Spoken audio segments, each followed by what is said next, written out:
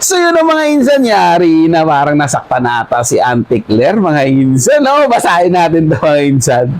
Malakas ang loob banggitin ng Vice Presidente Sara Duterte ang tungkol sa mga buaya. Si Vice Presidente Sara Duterte ba ay nakikipag-usap sa kanilang sarili?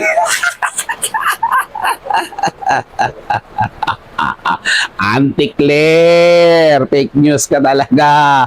Alam na alam mo sa sarili mo kung sino yung mga buaya. Huwag ka nang mag-deny. Dahil kung harap-harapan kayong ni VP Sara Duterte, magpa-lie detector test at 100 voltage ang lalabas doon sa sigurado, makukuryente ka. Alam na alam mo yung pinagagawa mo, Auntie Claire. Huwag mong itanggi sa sarili mo yan at kilala mo kung sino yung mga buaya na tinutukoy ni VP Sara Duterte. Di ba? Diyan naman kayong magaling ang mambaliktad. Diyan kayo magaling kapag nasusukol, gumagawa na, oh, ito yun sila, ito yun sila. Tunay nga talaga na may pinakamalinis na administrasyon, etong kay Marcos. Bakit?